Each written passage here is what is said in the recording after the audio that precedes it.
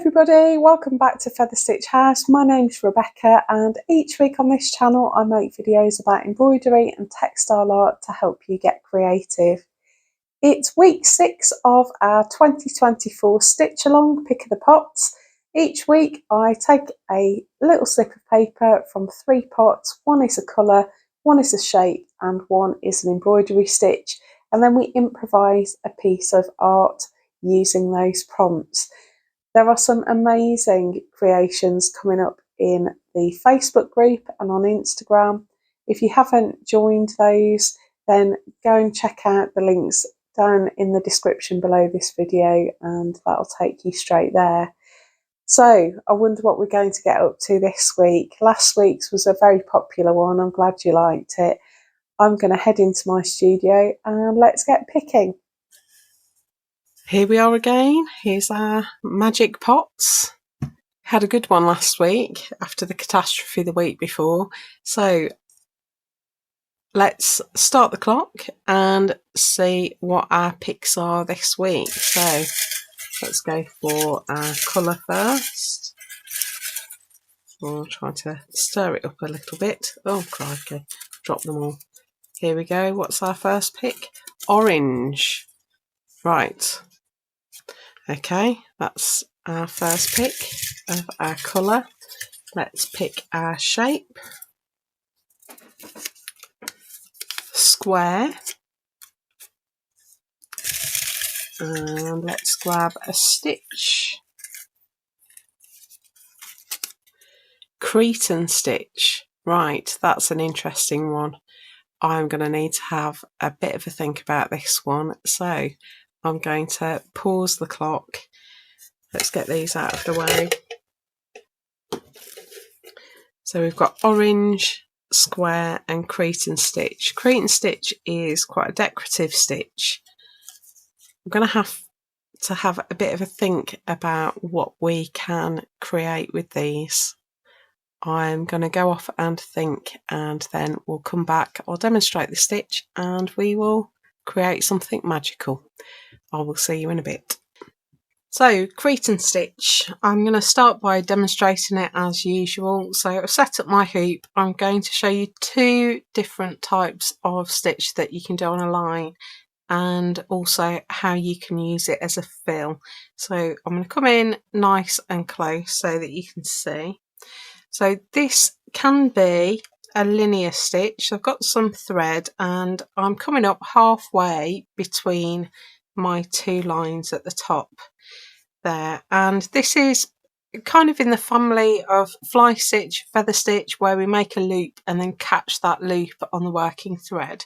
So I'm going to go up to the top of my line and I want to make take a little bite out of the fabric like that, and I want to make sure that my needle passes over that working thread like that, and when I pull through, that loop is caught now on the working thread. So now I go down to the bottom line a little way along and I want to take another little chunk out of the fabric, try and keep it nice and even, and we want to make sure our needle passes over that loop again and pull through, and we get caught on the loop again. So back up to the top line now, and we take a little bite, stitching down over that looped thread and pull through, and then down to the bottom line, take a little bite, working up this time over the working thread and pull through, and we get this little almost like half hexagons, I suppose, as we work our way around. So top line, work down and catch the loop, bottom line, work up and catch the loop.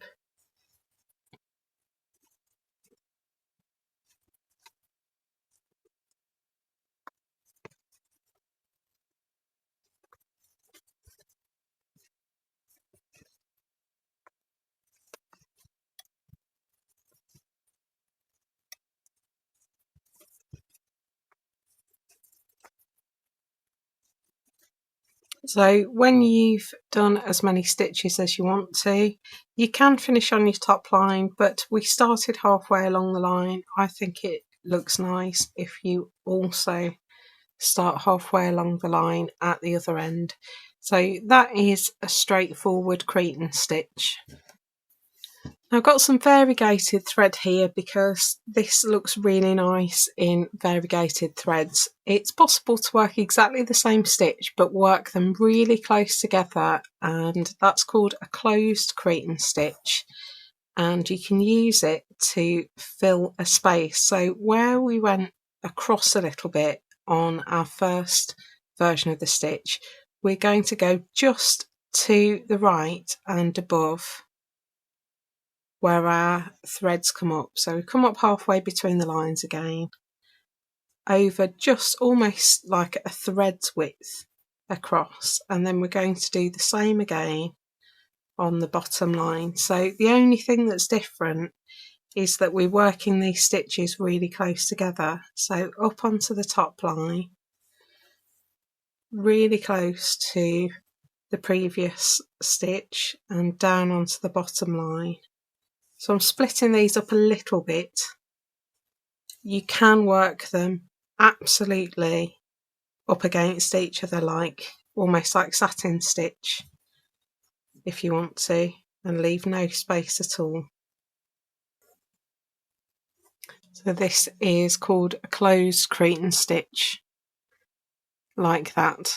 I'm just doing it quite quickly. Let me work a few that are right up against the previous stitch. You get this kind of rib cage effect and like almost like a plait down the centre. So that's them worked much closer together. So we've got a nice open one here, and then a sort of slightly open one, and then totally closed here. And you can see that in a variegated thread it looks really lovely, get a really nice effect. So the last one I want to show you is Cretan stitch used to fill shapes, and it's particularly good for leaves because you get like a vein down the centre of the leaf. So it's worked in exactly the same way. We imagine this as our top line, this is our bottom line, or vice versa. So we're going to work it in a similar way to the one that's very close together here. So we're going to come up at the very top of our shape, and we're going to go down just to the side of that stitch, and then we're going to come up in the middle of the leaf. You can draw a line down the centre if you want to, and pull through, catching that loop. Then we go up to the other side of the leaf and make a stitch down to the centre. So your first stitch you can go wherever you like, but your second stitch you want to come out just below that stitch that you've just made, just below where the working thread's coming out. And again you want to catch that loop under your needle and pull through. Then back up to the right, take a bite out of the fabric, come up just below your previous stitch and pull through, and then back up to the left. I find it's helpful if you take the thread around in the direction that you want your loop to go. So it helps if the thread is looped out to the side that you want to stitch. So now we come up on the right again.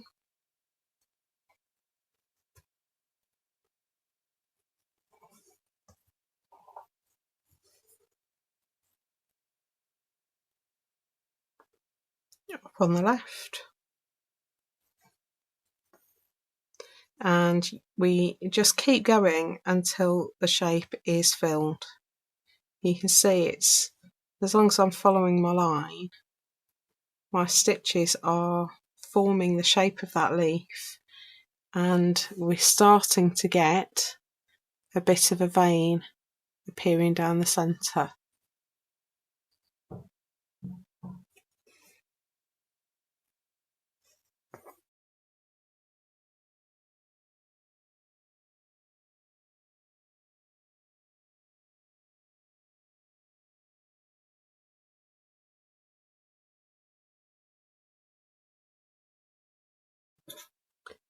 So when you get to the bottom of your shape,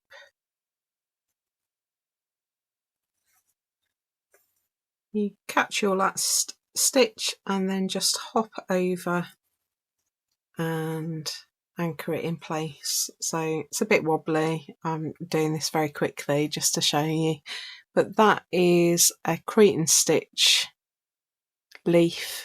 You could use it as a feather as well. You could, if you were using it as a feather, you could space them out a little bit more, but that's 3 variations of Cretan stitch. So standard Cretan stitch, close Cretan stitch, and a Cretan stitch fill. Right, so orange, I've got my backing piece here. Nice bright citrusy orange, and I've marked in my border. I'm going to actually start by stitching the border in, and I've got a few threads here. I've fished out some variegated ones. So this is an anchor variegated pearl cotton. I've also got a finker variegated thread. These are much finer, so hopefully you can see the difference between the two there.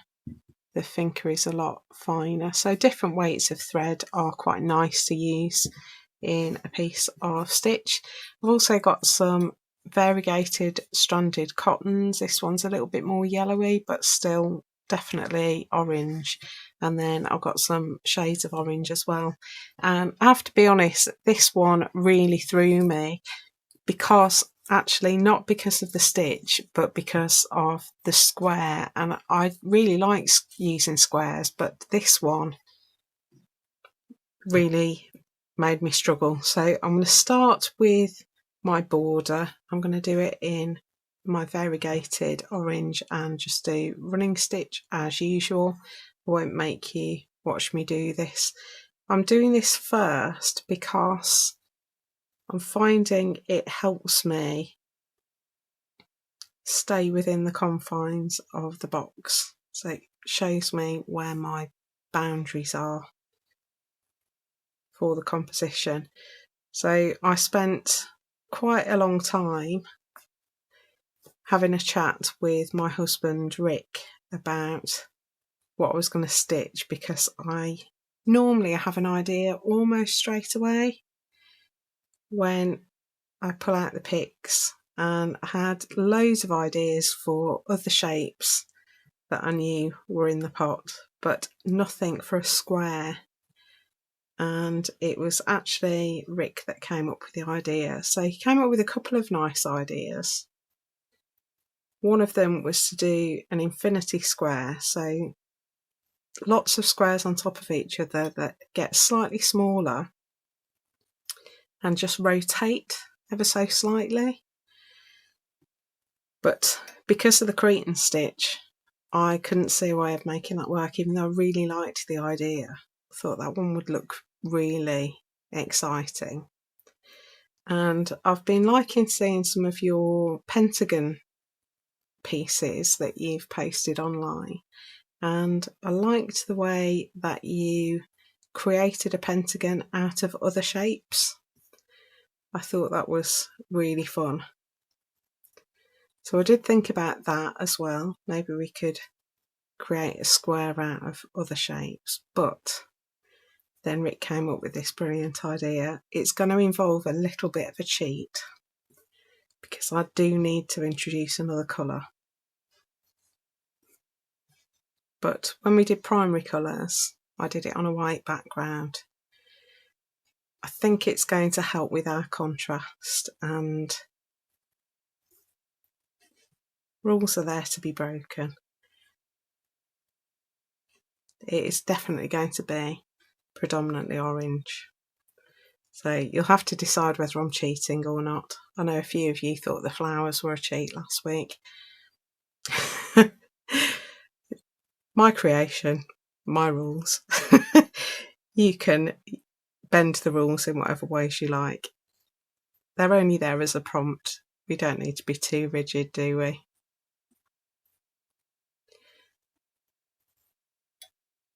I think the idea is that we try and stick to a particular stitch just to encourage ourselves to try stitches we haven't done before, and we lean into the shape and the colour palette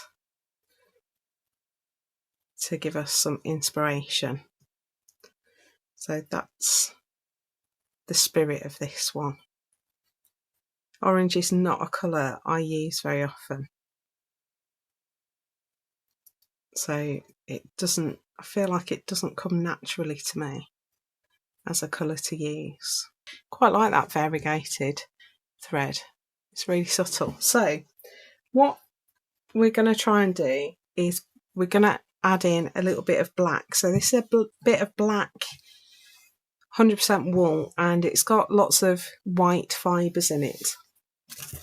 And I just want to clear the decks a minute because I'm going to bring in my little cutting mat. So I'm going to do this with a rotary cutter, but you don't have to, you can do it with scissors. I'm going to cut out some very small squares first of all, or squares of different sizes I should say. So we have to remember our scale.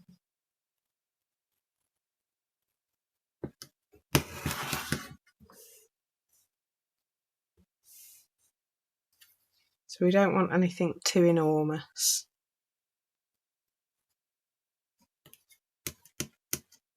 I think that should do. Then we can rotate.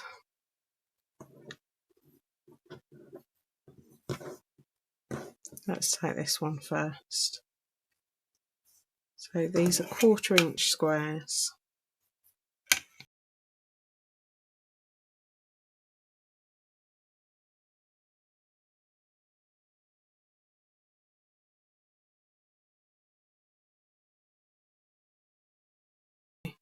These are a bit bigger, like 1/2 inch.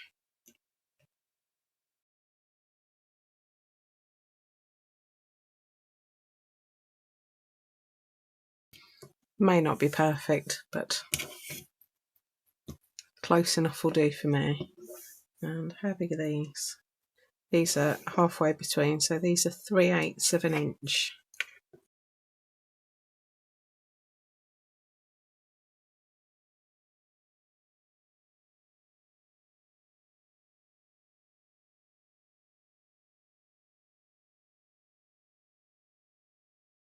Now, I do want some orange to be showing through.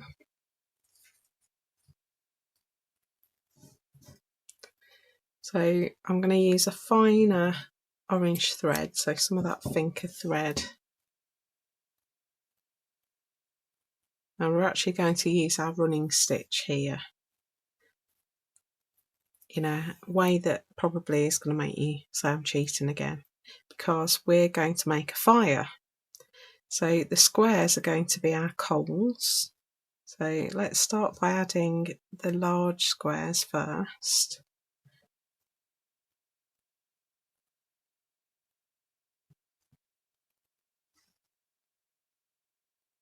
Something like that. And I'm just going to, I think let's just running stitch across them.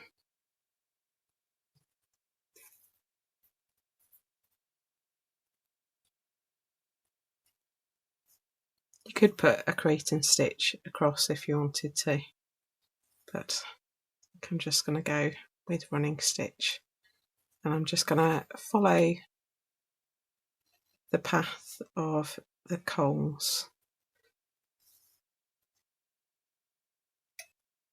to save me having to start and stop my stitches.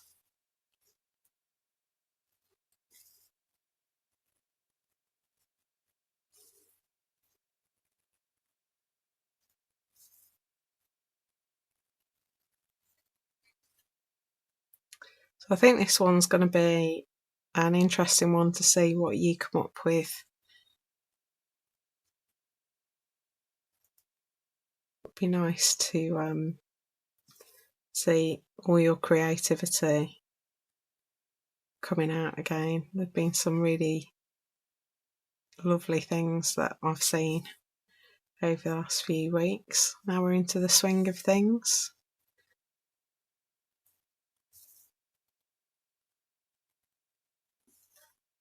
So this is not the neatest running stitch I've ever done, but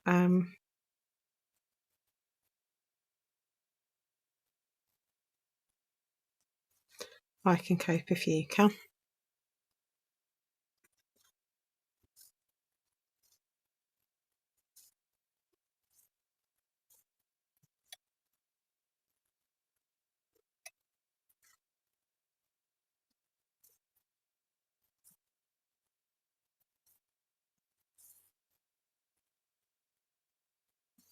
So that's the large coals on. I'm just going to add in the small coals just to make it look a bit more three-dimensional. So I've got the medium ones, I'll just dot those around.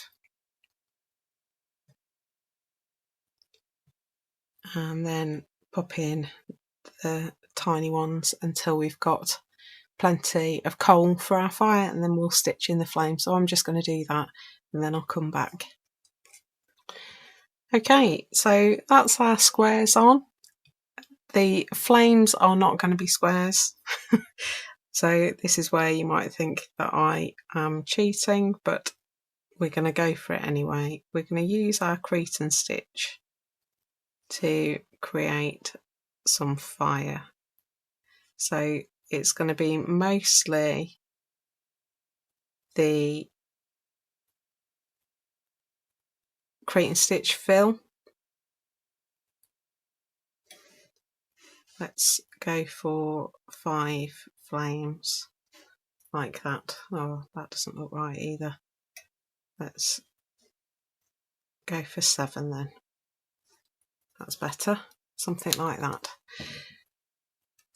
And I'm just going to fill these with Cretan stitch in different shades of orange. So I've got some of my variegated stranded cotton here. I'm going to start at the top and work my way down using my Cretan stitch fill.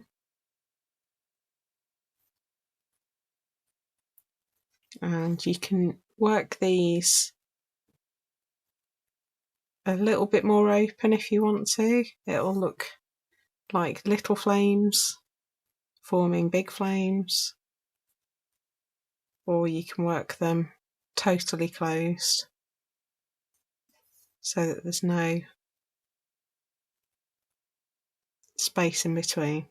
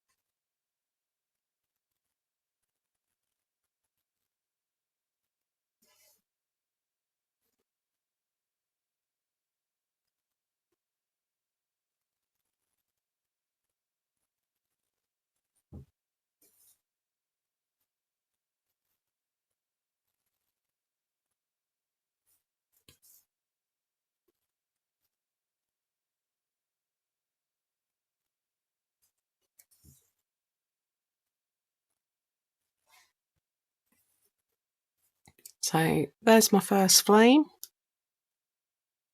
and as I add different shades, I think it's going to look nice and flamey for want of a better description. So I'm just at the point on this thread. This is an anchor variegated. They do tend to take, there's quite a lot of length of thread for each colour, so it does take them a while to start shifting. So do experiment with different thread types, DMC, colour variations and coloris threads tend to change more rapidly, so you get more variation in those. But you get different shades and different brands, so it's worth having an experiment. So I'll just do one more and then I'll do the rest off camera and show you the result at the end. Hope everybody's well. I'm gearing up for my new kit release, which is happening at Textiles East. So I mentioned it the other week, if you are in the Cambridgeshire area and want to pop along to Textiles East, I've got 2 brand new kits. Well, it's one kit with 2 colour variations launching at that show, and really excited about it. It's our first landscape, so it's our first thing that goes on a wall but isn't in a hoop. So it's a landscape wall hanging. 2 winter scenes, it's winter hares, and one is a dawn scene and the other one is a northern lights scene. So it's winter hares dawn and winter hares midnight, and they've got hand painted skies as part of the kit. So I've painted some fabric to look like skies, and that's the backing, and it's a very kind of slow stitch style kit. Really looking forward to launching those. So I've been busy kit building and making thread packs and getting all stocked up for that show, and then we've got another show that I also mentioned at Easter, and I'm hoping to have my spring landscape ready to launch then as well. So that's going to be along the same lines, so a hand painted background featuring an animal inspired by nature, but it will have a spring feel. So really looking forward to sharing those with you. So yeah, it's 15th and 16th February, so next Sunday when our Pick of the Pots video gets released, I will be at Burgess Hall in St Ives doing Textiles East, and I am offering make and takes. So if you want to book in, those slots are available on our website. There we go, that's 2 flames. I'm going to fill in the rest of the flames and then I'll come back and show you the finished piece. Okay, here we go. We've got a little coal fire with little square coals at the bottom attached with running stitch, and I did that in orange to give them a little bit of a glow. And then we've got our Cretan stitch flames at the top. So we've got orange, square and Cretan stitch. Square didn't feature particularly strongly, but I think it's quite cute as it turned out. Rick had the answer, didn't he? So I'm going to stick it into my book. I've got a felt back, so I'm just going to glue the page rather than the fabric. Just pop that in. Oh, that looks really very cute. And then I'm going to flip it onto the back. I know a lot of you don't like that I put it on the back. You'd rather have it on the opposite page. My brain just won't accept it. It's funny how different people think in different ways. My brain just will not accept the pics on the page opposite. It just feels wrong because it's the same. It's not the same piece of paper. And I know that sounds ridiculous, but because if I put them there, I get what you mean. I totally get it. But if I put them there, it's not on the same piece of paper. This one, it's on the same piece of paper. It's the way my brain works. I'm so sorry. You do you. If you want to put them on the opposite page, go for it. We need to date it. What's the date? I think it's the 9th. It is the 9th. So the 9th of the 2nd, 25. That's orange, square and Cretan stitch. I hope you've enjoyed that. I've had quite a lot of fun. It's been quite a quick one. These fill up quite quickly when you leave space between the stitches. So can't wait to see what you come up with for this one. I'm sure you're going to have loads of brilliant ideas. Don't forget to share in our private Facebook group. There's a link to that in the description below the video. If you're sharing on Instagram, as usual, use hashtag FSH Winging It 2025, and don't forget to tag me at Feather Stitch House, and that way I'm much more likely to see your creations. Have loads of fun with this one, and I will see you either at St Ives next week or in next week's video. Take care, and I'll see you soon. Bye.